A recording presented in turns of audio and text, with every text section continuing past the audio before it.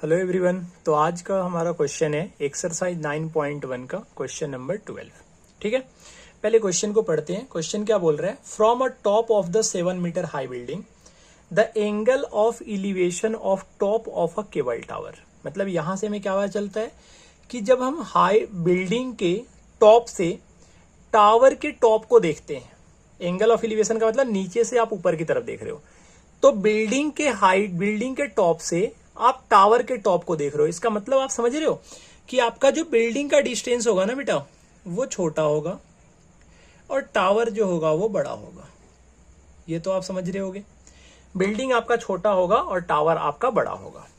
Building का top मतलब अगर मैं लेट कर लेता हूं कि ये हमारा ए बी एक बिल्डिंग है, तो आप बिल्डिंग के टॉप मतलब ए पॉइंट से आप ये, अगर मैं टावर को अगर पिक्यू लेट कर लूं तो आप ए पॉइंट से किसको देख रहे हो? पीक्यू को देख रहे हो। अभी मैंने कोई पूरा क्वेश्चन पढ़ा नहीं है, और आप इतना ध्यान रखो कि क्वेश्चन पढ़ो और उसके अकॉर्डिंग सॉल्व करना स्टार्ट करो। क्वेश्चन क्या बोल रहा था? 7 मीटर का हाई बिल्डिंग है, ये हमने बिल्डिंग लेट किया था, ये हमारा 7 मीटर का है, और एंगल ऑफ एलिवेशन बना रहा है कितने डिग्री का? 60 डिग्री का। आप जानते हो कि एंगल ऑफ एलिवेशन बनाने के लिए हमें क्या चाहिए? हमें बेस की जरूरत पड़ती है। तो यहां पे हमारा बेस है, ये हमारा बेस है BQ। मैं BQ के पैरेलल हम क्या करेंगे, यहां पे एक लाइन ड्रॉ कर देंगे Q, क्योंकि हमें क्या निकालना है? हमें एंगल ऑफ एलिवेशन निकालना है। कहां से? बिल्डिंग के टॉप से। तो ये तो आपका AP लाइन ऑफ साइट हो गया, लेकिन आपको एंगल ऑफ एलिवेशन बनाने के लिए आपको एक बेस ड्रॉ करना पड़ेगा। ये बेस हमारा क्या हो गया? ये बेस जो है वो BQ के पैरेलल हम ड्रॉ करेंगे। ऐसा एज्यूम कर लेंगे कि यहां पे कोई एक लाइन है जिसका मैं नाम दे देता हूं AM। यहां तक तो आप समझ रहे होगे, ये हमारा AM हो गया। और यहां पे आपका एंगल ऑफ एलिवेशन कितना बन रहा है? एंगल ऑफ एलिवेशन आपका बन रहा था 60 डिग्री। तो यहां पे हम लिख देंगे एंगल ऑफ एलिवेशन 60 डिग्री। यहां तक तो कंफ्यूजन नहीं है, यहां तक सब समझ में आ रहा है। अब क्वेश्चन आगे पढ़ो जरा ध्यान से। क्वेश्चन क्या बोल रहा है? The angle of depression. बेटा डिप्रेशन का मतलब क्या होता है? जब आप ऊपर से नीचे की तरफ देखते हो, जब आप किसी हाइट से नीचे की तरफ देखते हो, तो जो एंगल बनता है उसको हम एंगल ऑफ डिप्रेशन बोलते हैं। एक बात याद रखो कि चाहे एंगल ऑफ एलिवेशन हो, चाहे आपका एंगल ऑफ डिप्रेशन हो, दोनों हमेशा लाइन ऑफ साइट और बेस के बीच में बनते हैं। यह आपको ध्यान रखना पड़ेगा कि लाइन ऑफ साइट और बेस के बीच में बनते हैं। तो जब आप ऊपर से नीचे की तरफ देख रहे हो, मतलब आप ए पॉइंट से, बिल्डिंग के टॉप से जब आप टावर के फुट को देख रहे हो, बिल्डिंग के टॉप से जब आप टावर के फुट को देख रहे हो, तो ये आपका लाइन ऑफ साइट बनेगा। ए पॉइंट से आप क्यू पॉइंट को देख रहे हो, तो ये आपका लाइन ऑफ साइट बनेगा। और बेस कहां है? तो बेस बेटा ये है, ये आपका बेस है। यही तो हमने ड्रॉ किया था, बेस पैरेलल। तो इसके बीच में कितने डिग्री का एंगल बन रहा है?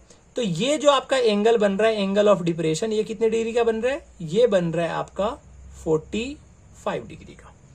ठीक है, ये 45 डिग्री का आपका एंगल बन रहा है। तो आप एक बात बताओ, ये जो 45 है, क्या हम इसे यहां पे लिख सकते हैं? AQB is equal to 45 degree.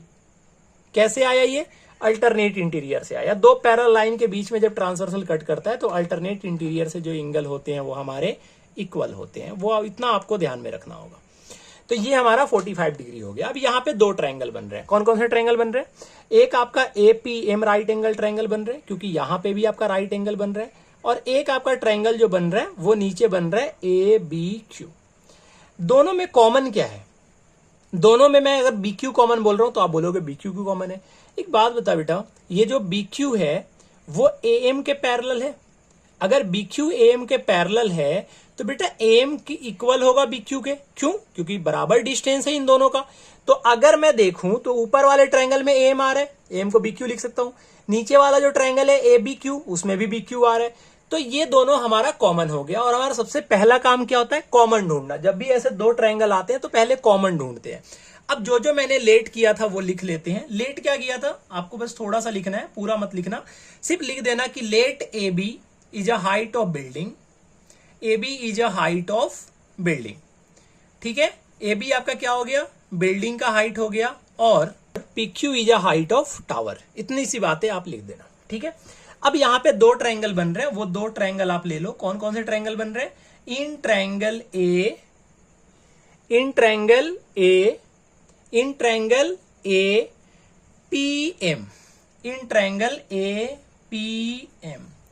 और एक ट्रायंगल आपका क्या बन रहा है, एक ट्रायंगल आपका बन रहा है AQB, यही बन रहा है ना, इन ट्रायंगल AQB। अगर मैं इन दोनों ट्रायंगल की बात करूं तो इन दोनों ट्रायंगल में अगर आप सबसे पहले नीचे वाले ट्रायंगल की बात करो तो नीचे वाले ट्रायंगल में अगर मैं देख रहा हूं तो यहां से जो एंगल बन रहा है आपका, ये जो ट्रायंगल बन रहा है, एंगल के सामने वाला परपेंडिकुलर होता है, तो ये परपेंडिकुलर हो गया और बेस निकालना है। क्यों? क्योंकि एम उसमें भी आ रहा है, तो दोनों में जो कॉमन है वो वैल्यू निकालेंगे। तो पी और बी के बीच में सर किसका रिलेशन होता है, तो ये हमारा रिलेशन होता है tan का। तो tan 45 की वैल्यू आप यहां से लिख सकते हो AB अपॉन में BQ। ठीक है, समझ में आ गया? नहीं आया हो समझ में बेटा, वीडियो फिर से पीछे करके फिर से देख लेना है, ध्यान रखना। तो क्या हो गया, tan 45 is equal to AB upon में BQ। tan 45 का वैल्यू होता है 1, AB का वैल्यू आपका 7 दे रखा है, BQ आपको निकालना था, BQ का वैल्यू आ गया आपका 7 मीटर।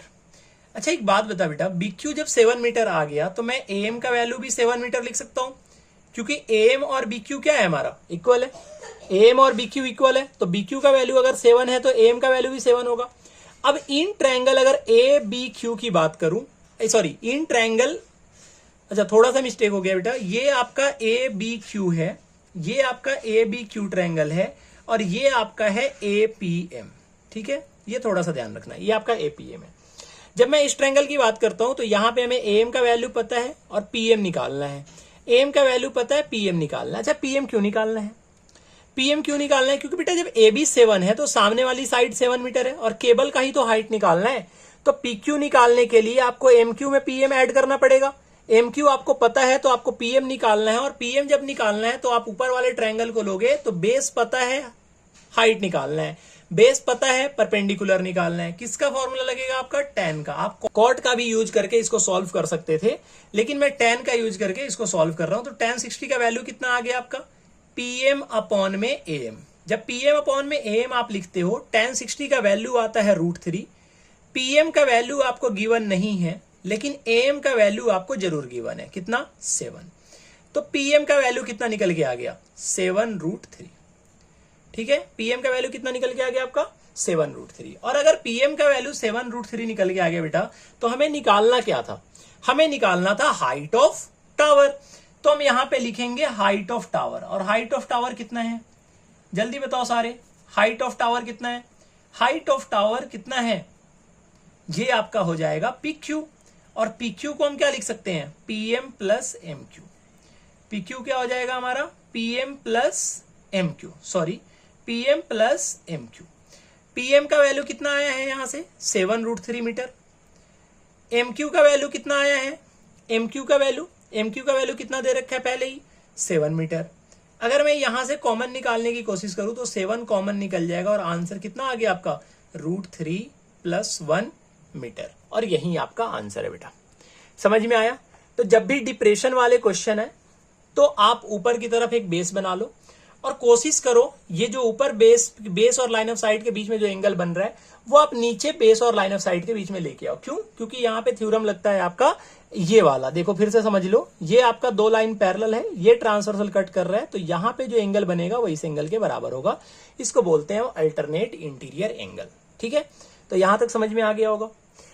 चलो, उम्मीद करते हैं आपको ये कंसेप्ट समझ में आ गया होगा डिप्रेशन और एलिवेशन का। जब भी ऐसा क्वेश्चन है 2 ट्रायंगल लेके सॉल्व कर लो।